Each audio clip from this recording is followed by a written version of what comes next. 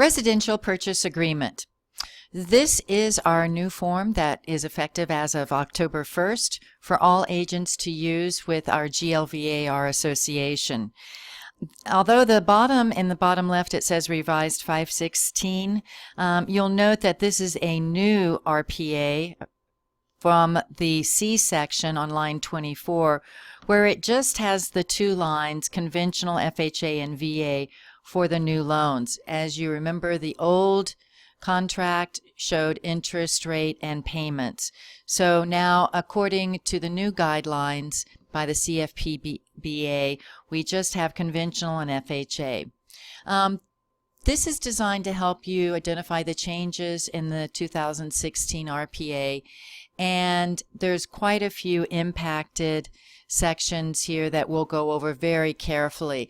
It's been updated for several reasons: to comply with new guidelines, also to make it easier to use. I think you'll notice it's only 10 pages now, and we've switched some of the sections around that make better sense. The CIC has been updated and expanded. And an example, the RPA never tells the buyers that the airport is noisy after or before explaining what due diligence is. You'll want to review the document yourself fully, of course, before you sit down and explain it to a client. One of the biggest changes is the appraisal and loan contingencies date, and those are both predicated on the acceptance date. The acceptance date plays a larger and more important role. The acceptance is defined in Section 23 of the RPA as: it means the date that both parties have consented to a final binding contract by affixing their signatures to this agreement, and all counteroffers and said agreement, and all counteroffers have been delivered to both parties. So the acceptance date starts when the final party has received the fully executed document. So if a seller gives you a counter offer and your buyer signs it, it's not the date and time that the buyer signs it, it's the date and time that the seller receives it is acceptance. I would at the very least make sure that on all of your emails, if you're sending these documents via email, to make sure that you have a read receipt on your email so that you can verify that actual acceptance. All right, let's get started now on the actual O&A. Actually, this is called by many different names. We call it the offer, the RPA, the residential purchase agreement, or the O&A. We'll just call it for ease today as the offer. Of course, you've got the date, your client's name, the property address that they're purchasing, and make sure that you put in the APN number. That's the assessor's parcel number. This can be easily found on the MLS for the total amount that the buyer is willing to offer. In this case, $250,000.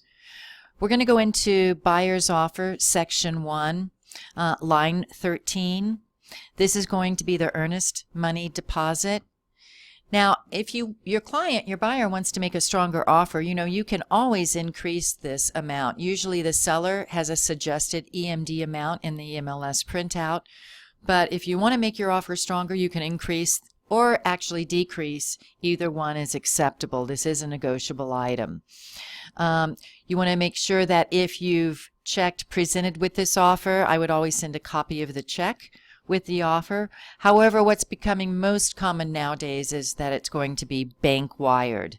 And if you'll note on line 15, if you're bank wiring, you'll want to put how many business days that you're going to wire that. And here at Realty One, it's always to the escrow holder. So you'll check that box as well. On line 20, item B, additional deposit. This rarely occurs, but if there's a reason that your client is going to be depositing additional funds, that amount would go in line 20. Line 24, Section C. This is your loan contingency for your buyer qualifying for a new loan on an FHA. So this buyer is putting 3% down. So you would take, of course, the total purchase price of $250,000 minus 3%, which is $7,500, and it gives you your loan amount of $242,500. So they're not going to be assuming an existing loan. This is a zero amount.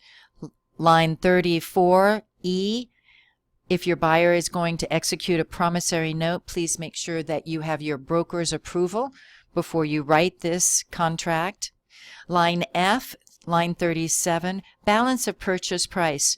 So if your buyer's putting $3,000 as the earnest deposit and the total amount of the 3% down on an FHA, that leaves $4,500 as their balance. Line 40, again, is the total purchase price of $250,000.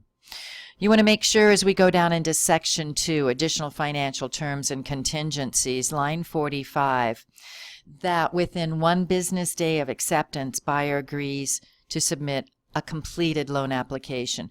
I would always advise that your buyer fully set up their loan application with their lender before you're even making an offer. And of course, don't forget the buyer's name, the property address, and the buyer's initials at the bottom. As we go into page 2, I want to leave with, if the buyer fails to complete any of these conditions within, and we'll finish that thought on page 2 instructions.